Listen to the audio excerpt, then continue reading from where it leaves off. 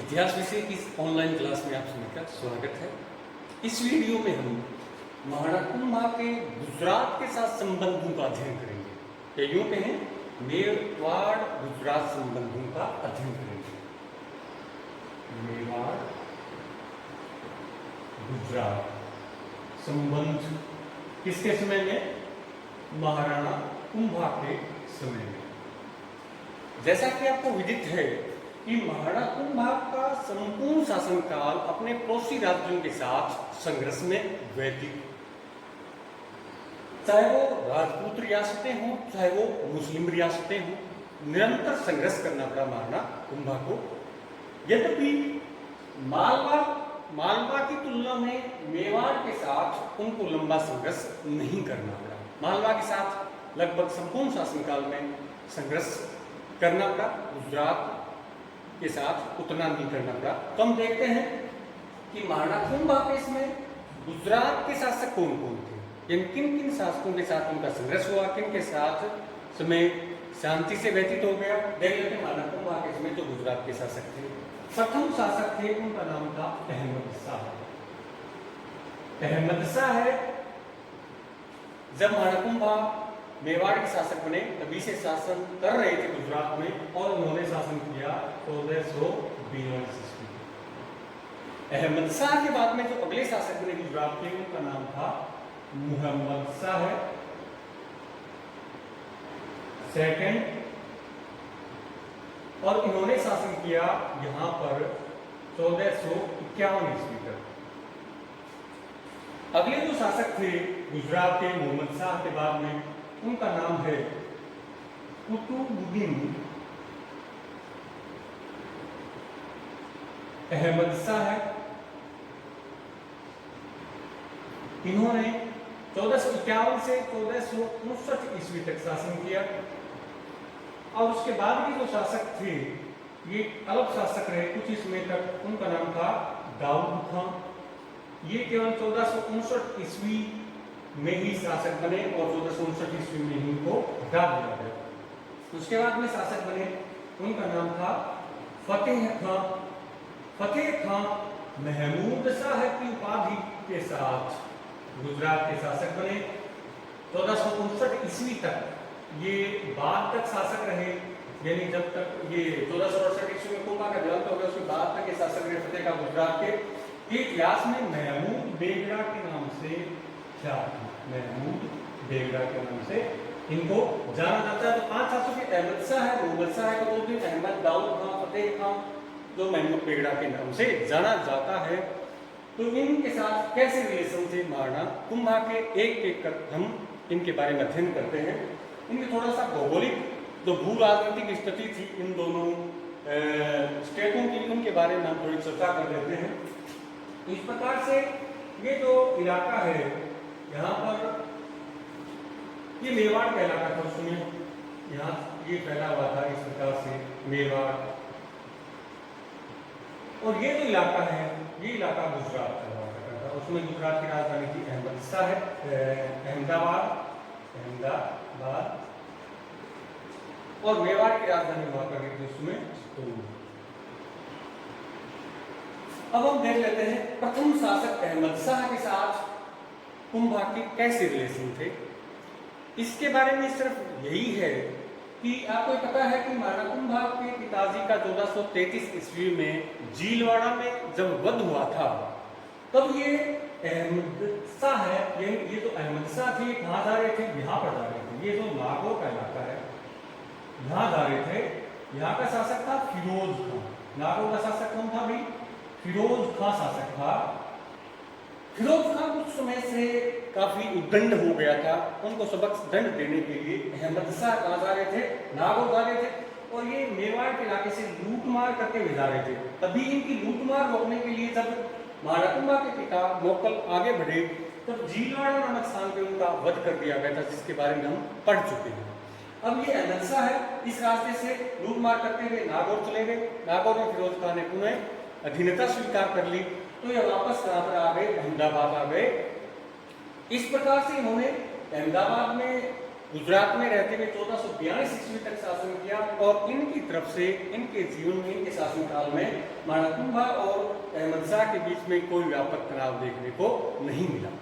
उसके बाद में अगले शासक बने मोहम्मद शाह है, जिन्होंने 1451 ईस्वी तक शासन किया। ये मोहम्मद शाह है, गुजरात में अपने आंतरिक शक्ति संघर्षों में ही समय इनका निकल गया या उन्हीं में उलझे रहे। इनको मौका नहीं मिला इस इलाके में आपसी हस्तक्षेप करने का या साम्राज्य विस्तार का। अब उसके बाद में जो शासक बनते हैं कुतुबुद्दीन अहमद, जिन्होंने 1459 ईस्वी तक शासन किया।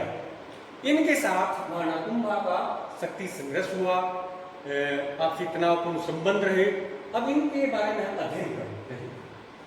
इससे पहले हम देख चुके थे कि नागौर के शासक थे फिरोज खान, जिनका 1451 ईस्वी में देहांत हो गया। ये नागौर में इनका देहांत हो गया और उसके बाद में नागौर में उत्तराधिकार युद्ध हुआ। इनके बीच फिरोज के भाई थे मुजाहिद खान और फिरोज के लड़के थे शमस खान। इनके बीच उत्तराधिकार युद्ध हुआ। कहां पर? नागौर में। और उस उत्तराधिकार युद्ध में मुजाहिद खान विजयी हुआ और वो नागौर का शासक बन गया। शमस खान को उत्तराधिकार से वंचित होना पड़ा। तब शमस खान ने नागौर का राज्य पुनः प्राप्त करने के लिए प्रयास किया। वो मेवाड़ आए, कुंभा के पास आए कि मुझे नागौर का राज्य वापस दिलवाइए मुजाहिद खान से। कुंभा ने नागौर में अपना प्रभाव बढ़ाने के लिए शमस खान की मदद करने का निश्चय किया और उनको कहा कि मैं मदद तो करूंगा आपकी, लेकिन आपको 2 शर्तें स्वीकार करनी पड़ेगी। शमस खान को कौन कौन सी शर्तें बताई? नंबर 1 शर्त ये थी कि नागौर दुर्ग की किलेबंदी नहीं करोगे। जो नागौर का दुर्ग था उसकी किलेबंदी नहीं करोगे। नागौर दुर्ग की किलेबंदी नहीं करोगे, एक शर्त। दूसरा, उसकी 3 बुर्जियां गिरा दोगे। यानी जो नागौर दुर्ग था उसकी 3 बुर्जियां गिरा दोगे। 2 शर्तें रखी थी महाराणा कुंभा ने किसके समक्ष? शमस खान के समक्ष कि नागौर दुर्ग की किलेबंदी नहीं करोगे और 3 बुर्जियां गिरा दो। शमस खान ने स्वीकार किया। तब शमस खान मेवाड़ की सेना के साथ नागौर प्रस्थान करता है। मेवाड़ी सेना से युक्त शमस खान को देख करके नागौर का शासक उसमें जो मुजाहिद खान था वह डर गया और डर कर कहां भाग गया? मालवा। ये जो मालवा कहलाता है, मालवा भाग गया। कौन? मुजाहिद खान। उसके बाद में नागौर का राज्य शमस खान को मिल गया, परंतु जैसे ही राज्य मिल गया शमस खान का व्यवहार भी बदल गया। शमस खान ने क्या किया? कुंभा के साथ जो संधि की थी, संधि की जो शर्तें थी उनकी अवहेलना करनी शुरू कर दी। एक तो दुर्ग की किलेबंदी शुरू कर दी, जो बुर्जियां गिराने का जो समझौता था वो भी उन्होंने मानने से इनकार कर दिया। इस पर महाराणा कुंभा ने नागौर के शासक शमस खान को सबक सिखाने के लिए मेवाड़ से प्रस्थान किया सेना सहित। ऐसी अवस्था में शमस खान ने डरकर, ये शमस खान डर गया कि कुंभा का आक्रमण होगा। तब इन्होंने अपना राज्य नागौर का इलाका अपने विश्वस्त लोगों को सौंपकर ये मदद के लिए कहां चला गया? गुजरात चला गया। और गुजरात में उसमें शासक कौन था? कुतुबुद्दीन अहमद शाह। कुतुबुद्दीन अहमद शाह से मिलकर इन्होंने अपनी समस्या बताई और अपनी पुत्री का विवाह भी कुतुबुद्दीन अहमद शाह के साथ कर दिया। इस पर अहमद शाह ने गुजरात से अपने 2 सेना नायकों के साथ, एक सेना नायक का नाम था अमीर चंद पायक और दूसरे का नाम था मलिक गदाई। इनके नेतृत्व में, मलिक गदाई 2 सेना नायकों के नेतृत्व में गुजरात की सेना शमस खान की मदद के लिए कहां भेजी? नागौर भेजी। किसने? कुतुबुद्दीन अहमद शाह ने शमस खान के साथ गई। गुजरात की सेना ने मेवाड़ की सेना के साथ मुकाबला हुआ। यानी कि मेवाड़ की सेना और नागौर और गुजरात की संयुक्त सेना का मुकाबला हुआ और इस युद्ध में कुंभा की विजय हुई। कुंभा ने विजय प्राप्ति के बाद में नागौर पर अधिकार न करके नागौर के इलाके में लूटमार करते हुए उनके सीमावर्ती गांवों पर को मेवाड़ में मिला लिया और वापस कुंभा कहां लौट आए? मेवाड़ लौट आए। अब इसके बारे में जो मेवाड़ी वृत्तांत हैं, मेवाड़ी जो प्रशस्तियां हैं, वो पूर्ण रूप से कुंभा की विजय के बारे में बताती हैं, परंतु जो फारसी ग्रंथ हैं, फारसी तारीखें हैं, जैसे तबकाते अकबरी नाम का एक ग्रंथ है, तबकाते अकबरी, उसमें एक आ गया कि ये युद्ध अनिर्णित था। यानी इसमें किसी की विजय नहीं हुई, किसी की हार नहीं हुई। तबकात अकबरी जैसे ग्रंथ, फारसी ग्रंथ भी यही कहते हैं। परंतु वास्तव में इस युद्ध में महाराणा कुंभा की विजय हुई थी, यद्यपि वह नागौर पर अधिकार नहीं कर पाया, क्योंकि उसके जो पड़ोसी खास करके जो योद्धा थे, योद्धा मारवाड़ के, उन्होंने मेवाड़ के इलाके में काफी दबाव बनाया हुआ था, तो उनको रोकने के लिए महाराणा कुंभा को वापस लौटना पड़ा। कहाँ पर? मेवाड़ में। तो इस प्रकार से समस्त खां और गुजरात की सेना की इस युद्ध में हार हुई। इस युद्ध से या इस हार से कुतुबुद्दीन अहमद शाह बड़ा क्रुद्ध हुआ और उन्होंने मेवाड़ से बदला लेने के लिए एक बार पुनः अभियान किया। यहाँ से सेनाओं को तैयार किया, गुजरात की सेनाओं को, और सहसा में उन्होंने कुंभलगढ़ की ओर, ये जो कुंभलगढ़ का इलाका है, यहाँ इस ओर प्रस्थान किया। और जब वो आगे बढ़ रहा था तब यहाँ का शासक यानी सिरोही का शासक था कंथादेव देवरा। अब 10 शासक थे कंथादेव देवरा। इन्होंने प्रार्थना की किससे? कुतुबुद्दीन अहमद शाह से कि मुझे मेरा सिरोही का राज्य वापस दिलवाओ महाराणा कुंभा से। तब इन्होंने कहा अपने सेना नायक जो इमाद उल मुल्क, सेना नायक थे इमाद उल मुल्क, कि आप कंथादेव की मदद के लिए सिरोही जाइए और वहां पर मेवाड़ की सेना को परास्त कीजिए। तो एक सेना चली गई कंथादेव की मदद के लिए आबू वाले इलाके में और दूसरी सेना चली गई कुंभलगढ़ वाले इलाके में। परंतु इमाद उल मुल्क के साथ भी गुजरात की सेना को हार का सामना करना पड़ा। कहां पर? इस इलाके में, सिरोही आबू वाले इलाके में मेवाड़ की सेना की विजय हुई। दूसरी ओर जो सेना गई थी कुंभलगढ़ की ओर कुतुबुद्दीन अहमद शाह के नेतृत्व में, उस सेना को भी सफलता नहीं मिल पाई, क्योंकि उस समय तक कुंभा मांडलगढ़ में था। परंतु जैसे ही पता चला कि गुजरात की सेना का आक्रमण हो गया कुंभलगढ़ वाले इलाके में, तो वह तुरंत कुंभलगढ़ आ गए थे और उन्होंने मुकाबला किया और ये युद्ध भी अनिर्णित बताया जाता है। खास करके जो फारसी तारीख हैं वो तो ये कहते हैं कि इस युद्ध में कुतुबुद्दीन अहमद की विजय हुई और उसको भारी धन मिला इससे कुंभा की तरफ से। दूसरी ओर जो राजपूत ग्रंथ हैं वो इस बात को नकारते हैं। तो जो भी हो, कुतुबुद्दीन अहमद शायद इस युद्ध में उतना सफल नहीं हो पाया जितना लक्ष्य करके वो चला था और उनको वापस गुजरात की ओर लौटना था। अब जब वो गुजरात की ओर लौट रहा था तभी एक घटना और घटित होती है। उनको मालवा का एक राजदूत था जिसका नाम था ताज खान, उसके बारे में हम पढ़ेंगे। वो है चंपानेर की संधि। देख लो, चंपानेर की संधि के बारे में पढ़ेंगे हम। चंपानेर की संधि 1456 ईस्वी। चंपानेर की संधि हुई थी मालवा के शासक महमूद खलजी। मालवा का शासक कौन था? महमूद खलजी। और गुजरात का शासक कौन था? कुतुबुद्दीन अहमद। गुजरात के शासक कुतुबुद्दीन अहमद और मालवा के शासक महमूद खलजी के बीच में हम चर्चा कर रहे थे कि जब कुतुबुद्दीन अहमद कुंभलगढ़ से वापस लौट रहे थे तब मालवा का राजदूत मिला था, उसका नाम था ताज खान। क्या नाम था उसका? ताज खान नाम था। और उन्होंने कुतुबुद्दीन अहमद के समक्ष एक प्रस्ताव रखा कि क्या प्रस्ताव रखा, और वो जो प्रस्ताव था उसकी परिणति किसके रूप में हुई? चंपानेर की संधि के रूप में। वो प्रस्ताव ये था कि मालवा व गुजरात की सेना, मालवा व गुजरात का संयुक्त अभियान किया जाए। किसके विरुद्ध? मेवाड़ के विरुद्ध।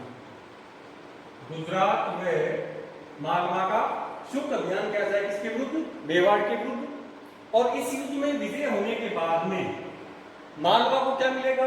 मालवा को मिलेगा अहीरवाड़ का इलाका, अहीरवाड़, अजमेर और नागौर का इलाका, यानी यूं कह सकते पूर्वी उत्तर पूर्वी इलाका मेवाड़ का किसको मिलेगा? मालवा।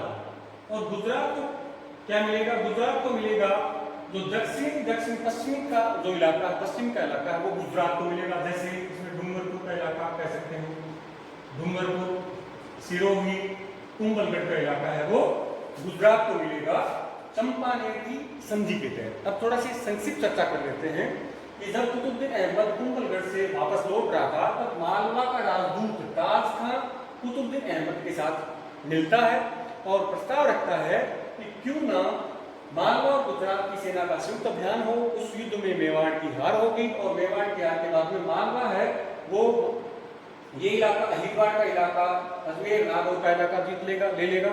और गुजरात अब वो डूंगरपुर का इलाका है, इसके साथ जो आबू सिरोही का इलाका है, कुंभलगढ़ का इलाका है, वो ले लेगा। ये संधि चंपारण की संधि के नाम से कहलाती है, 1456 ईस्वी में हुई थी। और इसमें दूत जो थे मालवा के, उसका नाम था राजस्थान। अब इस संधि के तहत गुजरात और मालवा की सेना ने एक साथ 1457 ईस्वी में, अगला जो आक्रमण होता है वो गुजरात और मालवा की सेना का संयुक्त आक्रमण होता है 1457 में। गुजरात व मालवा का संयुक्त आक्रमण 1457 ईस्वी, ये 1457 में होता है। इस आक्रमण से कुंभा के सामने बड़ी विकट स्थिति पैदा हो गई थी, क्योंकि दोनों राज्यों की बड़ी सेनाएं एक साथ आक्रमण करने के लिए आ रही थी। परंतु कुंभा ने बड़े विवेक का परिचय देते हुए दोनों सेनाओं का मुकाबला किया, जैसा कि जो मेवाड़ी वृत्तांत है उसमें कहा गया है। और उनमें तो यहाँ तक कहा गया है कि वह यानी महाराणा कुंभा आसानी से मुकाबला करने में सक्षम हुआ। इसके साथ साथ जो फारसी वृत्तांत हैं वो इसके विपरीत जानकारी देते हैं। वो उनके अनुसार बदनौर नामक स्थान पर महाराणा कुंभा की बुरी हार हुई। बदनौर वाले इलाके में महाराणा कुंभा को पराजय का सामना करना पड़ा। दूसरी ओर जो राजपूत वृत्तांत हैं उनके अनुसार ऐसा नहीं हुआ, कुंभा ने अपने राज्य की सुरक्षा आसानी से कर पाया। परंतु जो भी है ये बताया जाता है कि इस युद्ध अभियान के दौरान ही मालवा और गुजरात के शासकों के मन में शंकाएं थी, उनमें अविश्वास था। उसकी वजह से कुतुबुद्दीन अहमद ने कुंभा के साथ समझौता कर लिया था और मालवा के शासक को अपने स्तर पर जो भी निर्णय लेना था उसके लिए स्वतंत्र कर दिया था। तो इस अभियान में भी महाराणा कुंभा मेवाड़ की रक्षा करने में कामयाब होते हैं। 1457 के गुजरात और मालवा के संयुक्त आक्रमण जो कि चंपानेर की संधि के तहत हुआ था। उसके बाद में 1459 ईस्वी में कुतुबुद्दीन अहमद की मृत्यु हो जाती है और कुतुबुद्दीन अहमद की तरफ से जो खतरा था कुंभा को वो खत्म हो गया। उसके बाद में शासक बनते गुजरात के दाऊद खां। परंतु दाऊद खां के समय में कुछ ही समय रहे थे कि निरंतर गुजरात के सामंतों के साथ उनका संघर्ष हुआ और इनको अपदस्थ कर दिया गया। बाद में 1459 ईस्वी में अगले शासक बनते हैं गुजरात के फतेह खां। फतेह खां उसमें केवल 14 साल के जब शासक बने, केवल 14 साल के थे। अतः इन्होंने 4-5 साल तक जो शासन किया था आरंभिक, वो इमादुल मुल्क जो कि इनके वजीर थे, परामर्शदाता थे, इनके नेतृत्व में किया। इमादुल मुल्क ये इनके परामर्शदाता थे, इमादुल मुल्क इनके परामर्श से किया। और उसके बाद में जब ये स्वतंत्र रूप से शासन करना शुरू कर दिया 1463 ईस्वी में, तब इनके साथ कुंभा के साथ जो संघर्ष का जो बिंदु था वो यहाँ पर जो सौराष्ट्र का इलाका है, इस इलाके में एक गिरनार नामक जगह है, गिरनार, इस पर अधिकार को लेकर हुआ। गिरनार का जो शासक था उसका नाम था मंडलिक। गिरनार का शासक था मंडलिक और ये कुंभा के दामाद थे, महाराणा कुंभा के दामाद थे मंडलिक। गिरनार पर अधिकार करना चाहता था कौन? महमूद बेगड़ा। इस पर अधिकार करने के लिए महमूद बेगड़ा ने 3 बार आक्रमण किए। 1464 ईस्वी में किया, फिर 66 में किया, फिर अगला 1467, यानी 3 बार आक्रमण किया। और तीनों बार महाराणा कुंभा ने अपने दामाद मंडलिक की मदद के लिए सेनाएं भेजी, मेवाड़ की सेनाएं भेजी। इस वजह से गिरनार पर अधिकार नहीं कर पाया कौन? महमूद बेगड़ा, जब तक कुंभा जीवित थे 1468 ईस्वी तक। बाद में वो जरूर गिरनार को जीतने में कामयाब हुए थे। तो इस प्रकार से जब तक महाराणा कुंभा 1468 ईस्वी तक जीवित रहे, महमूद बेगड़ा के साथ उनका डायरेक्ट यानी प्रत्यक्ष कोई युद्ध नहीं हुआ, यदि गिरनार के प्रश्न पर उनमें जरूर मतभेद थे। तो इस प्रकार से 1468 ईस्वी में इस दौरान महाराणा कुंभा का ध्यान हो जाता है। अब इनका ध्यान कैसे होता है उसके बारे में